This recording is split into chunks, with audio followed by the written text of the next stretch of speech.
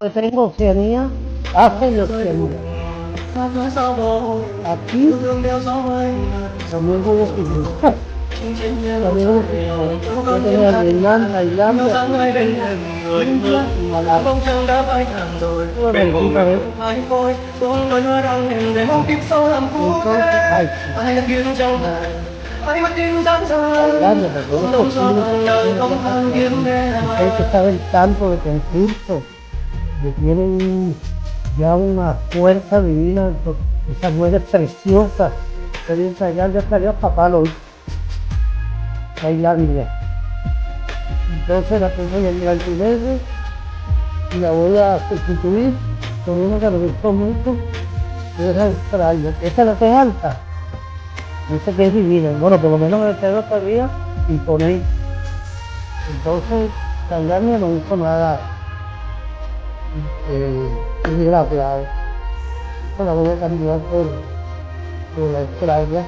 La de Vietnam. Oiga, mira, perdón, esto no puedo decir Vietnam. Pero me da una buena candidata, ojo, cuidado, cuidado al final no sea la agarrada de las manitas así, la de Vietnam y la de Brasil. No, pero ahí bueno, ahí tengo Australia, estamos bien.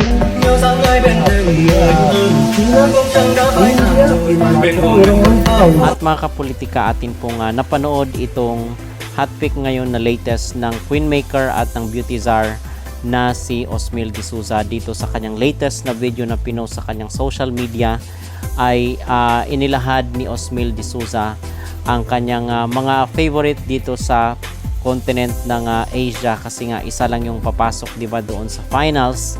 Doon sa top 4 nila is 4 lang yung papasok dito sa Asia.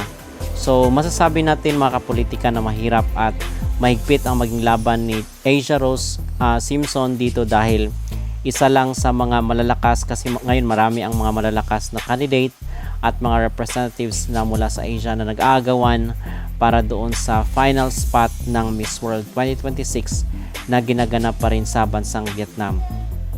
At dahil po ngayon ay day 7 na dito sa kailang kompetisyon at nagpunta sa isang resort itong mga delegates, bilang ito po ay kabahagi ng tourism activities ng mga delegates dito sa Vietnam. At so far is wala po tayong gaano nakitang mga video clip at update ni Asia Rose Simpson dito sa day 7 na ng kanilang labanan sa Miss World. So dito po sa mga hot pick ni Osmeil para sa Asia ay kasama po dito number 1 si India, featured prominently in his top regional picks.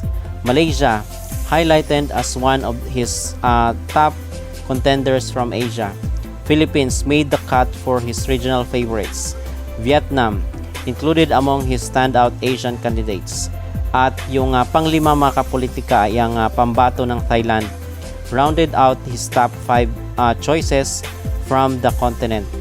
So yun yung 5 sa mga paborito ni Osmeil dito sa Asia, at imagine isa lang yung makapasok doon sa top 4 o sa top 5 ng kanilang labanan dito sa Miss World 2026. So kaabang-abang at very competitive ang Miss World para ngayong taon mga kapolitika. To Asia Rose Simpson, as you step into the Miss World spotlight on September 5, carry with you the weight of every dream and every sacrifice. This journey isn't just about the crown. It's about the Filipina spirit that has moved mountains, and the quiet strength of a girl who refused to let her light dim. I don't know all the late nights or the battles you fought, but I see the fire in your eyes and the grace in your walk. Katrina's legacy isn't just a title. It's a promise that we can rise again. So breathe it in. This moment is yours. Let your heart lead and let your soul speak. The second Blue Crown isn't just a prize. It's proof that dreams don't expire. Make us proud. We're right here, cheering with everything we have. So yun mga kapolitika ang pampalakas ng loob at moral support ng ating kababayan na nakikipag-cheer dito sa laban ni Asia Rose Simpson sa Miss World 2026.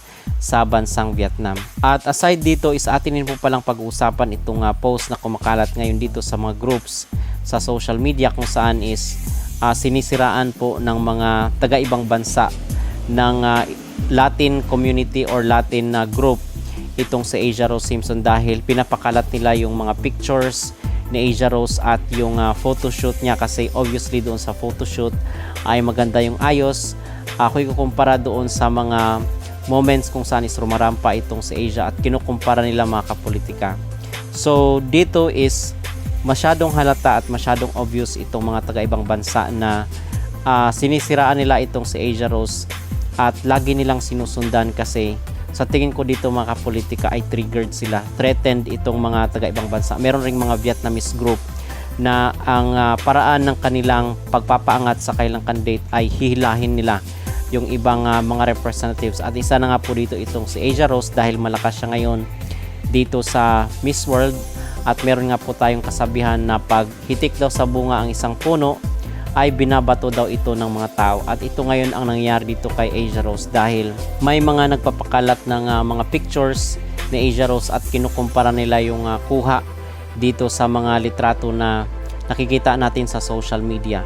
So ang masasabi naman natin dito dahil sinagot na rin po ito ng ating netizen na doon daw sa, especially doon sa traditional costume mga kapolitika ay nasa labas kasi sila, so medyo mainit at yung iba is pinapawisan pa nga. Marami pa doon ang mas malala pa nga yung kuha.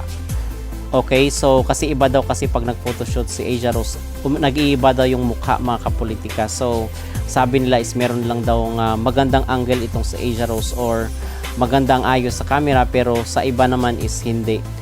At ang sabi naman ng ating mga netizen ay halos naman lahat doon sa kailang pagrampa suot-suot itong traditional costume ng mga Vietnamese na Ao Dai ay parang ganoon ang mukha mga kapolitika. Hindi maganda ang capture ng kanilang camera. Kasi pag ikinukumpara natin doon sa photoshoot na nasa studio sila is syempre meron ng mga light background yun mga kapolitika. Meron ng mga effects yung mga light na doon sa studio kung ikukumpara dito sa sa labas na sa outdoor sila, di ba? So obviously ay talagang maganda ang kuha doon sa studio kung ikukumpara dito sa outdoor na venue nila. So ganun lang po ang explanation doon kasi ang sabi nila dito is Miss World Philippines looks very different in live videos than in photo shoots. Why are they deceiving us? So minamanipula daw ng team siguro marahil ni Asia Rose yung pinagbibintangan nila. Bakit iba-iba daw yung mukha ni Asia Rose? So ang paliwanag doon is dahil nga yung sa studio is meron ng effects yun ng kanilang light.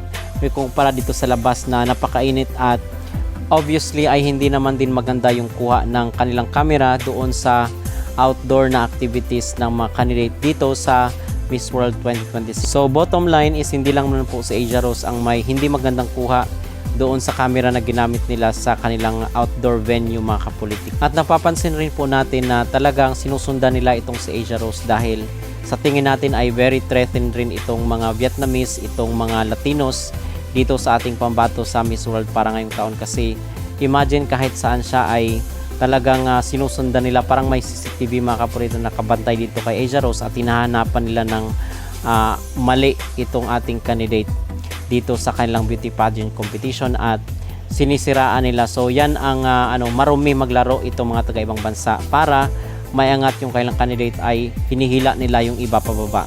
So hindi magandang itong ginagawa ng mga Vietnamese at ng mga Latinos dito kay Asia Rose Simpson. Kasi pag hindi naman threatened at hindi naman triggered itong si Asia Rose sa kanila ay hindi naman nila yan papansinin mga kapolitika kasi sobrang dami ba naman ng candidate, more than 100 candidate ang naglalaban-laban dito sa Miss World ay talagang si Asia Rose lang ang kailang napapansin. So ibig sabihin ay bantay sarado nila itong si Asia Rose dahil threatened sila na malamangan yung kailang mga delegates dito sa kanilang labanan. At yun po ang aking masasabi at pagreaksyon. Ating update dito na sa day 7 ng kailang competition sa Vietnam. At mga kapolitika, ano po ang inyong masasabi dito na kasama po sa Asia Rose sa mga pahatpick ni Osmil dito sa top 5 sa continent ng Asia? Sino kaya sa 5 nabanggit ni Osmil ang papasok doon sa final 4 ng competition? Mag-comment down below at huwag kalimutang mag-like at mag-subscribe na rin kayo para updated kayo sa ating mga latest issue.